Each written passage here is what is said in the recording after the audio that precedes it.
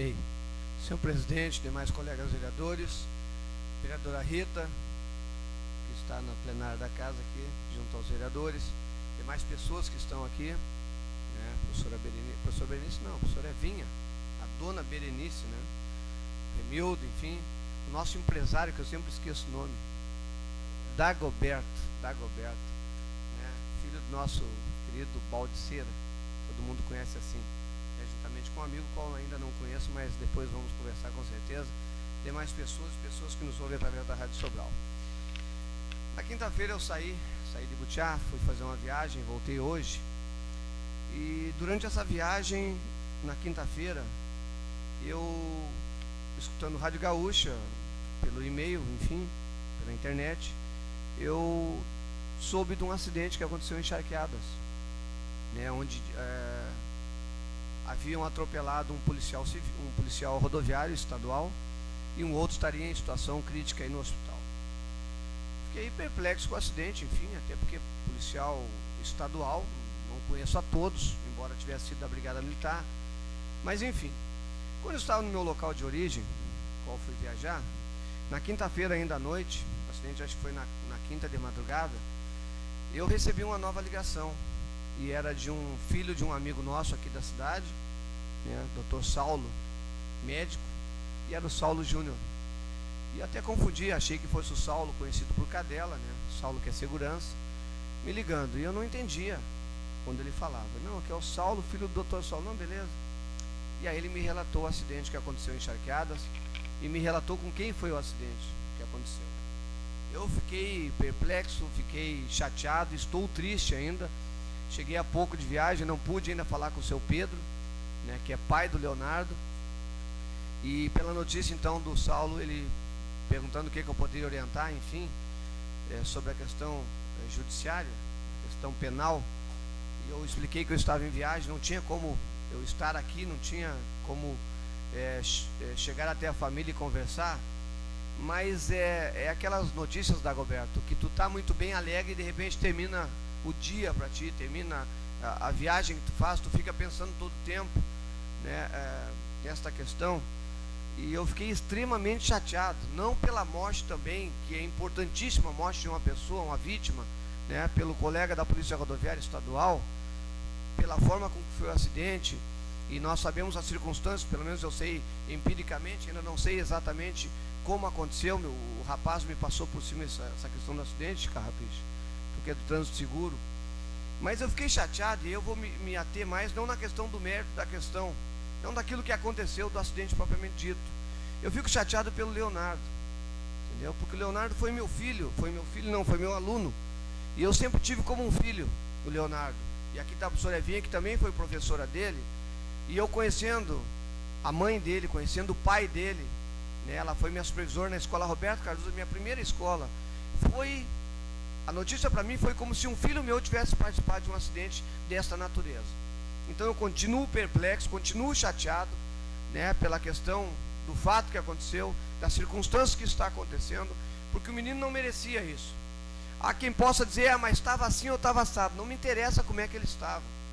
Ele sempre foi um menino de boa índole, e é um menino de boa índole, inteligente, prestou um concurso no Banrisul, passou, primeiro concurso, um menino dedicado aos estudos.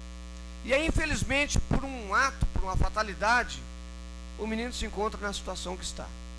Eu estou ainda chateado, tenho certeza que o seu Pedro e a professora Alice, pessoa que nós temos o maior carinho, a professora Alice por ser nossa colega, a primeira supervisora que tive, como professor, falando lá em 1992, 93, já tem um bom tempo, e vendo esse menino crescer, eu fico chateado, fico extremamente chateado. Então, eu sou um desabafo que estou fazendo aqui.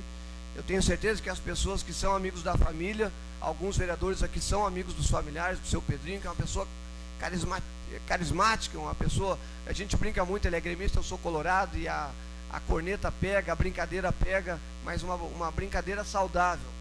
Mas eu quero dizer que o que a gente puder orientar, né, obviamente tem toda uma legislação, Paulinho, Reginaldo, nosso ex-motorista que está aqui, nos dá a honra da sua presença, mesmo havendo uma legislação toda pertinente, e quando a gente comete um delito dessa natureza, tem sanções penais que estão ali previstas no Código Penal, e no processo penal também, obviamente, mas eu lamento sim pelo fato, porque isso aí vai trazer um transtorno muito grande a ele, de uma carreira fantástica que tem ainda, não tinha porque tem, ele vai continuar, né, nessa carreira, esperamos que sim, que ele continue a sair dessa, responder os seus atos, enfim, pagar o que tiver que pagar, mas ele não pode ter interrompido uma brilhante carreira.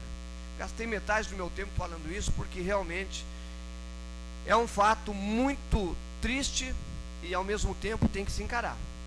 Eu quero sair daqui da reunião, vou na casa do seu Pedro, cheguei direto para cá de viagem, e quero conversar com os dois e me colocar à disposição como cidadão, não como policial civil.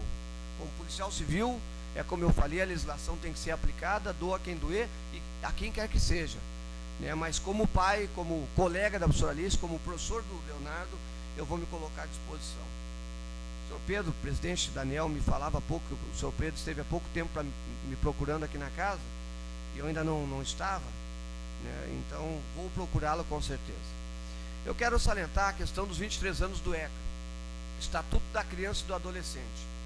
Para muitos, talvez seja apenas um estatuto que veio para proteger menores infratores, adolescentes infratores, que todos nós sabemos, quem é do campo da área policial, enfim, jurídica, sabe, que o menor de idade não pratica crime, ele pratica uma infração, ele é um adolescente infrator, ele pratica um ato infracional. E para muitos possam dizer que não, isso aí piorou a situação. Não, não piorou é nada. O Estatuto da Criança e do Adolescente veio defender os direitos da criança e do adolescente.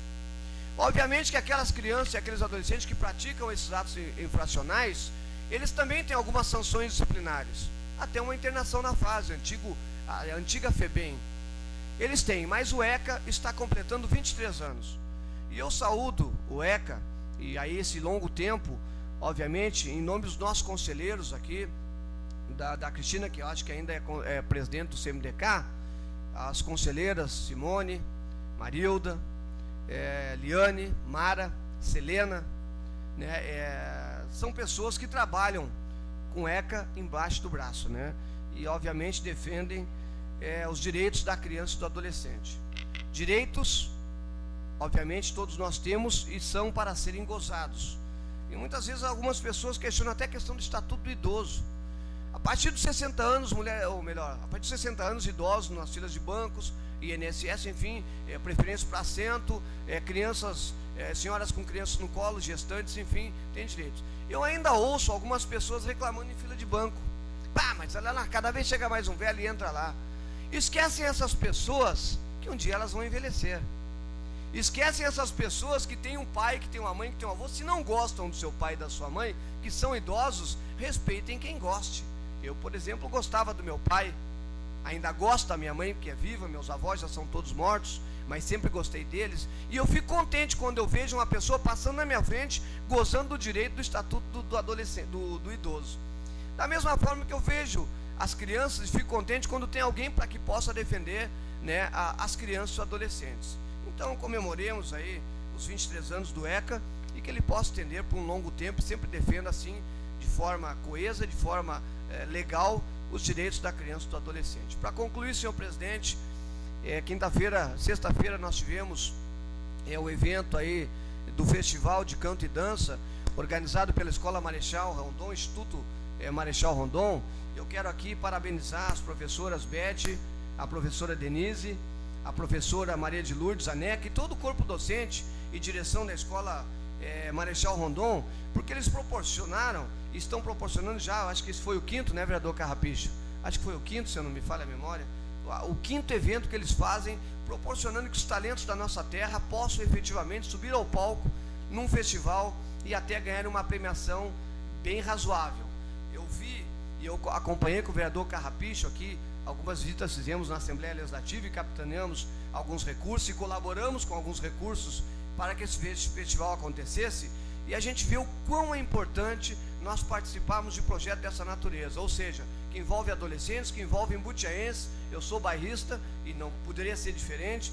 Como é importante profissionais da educação que ganham um salário que não é compatível com a importância sua, e eu sempre faço questão de dizer, no Japão, o único que não se curva ao imperador é o professor. No Brasil, é o que mais se curva a tudo. Infelizmente, inclusive é o seu salário, porque não é valorizado.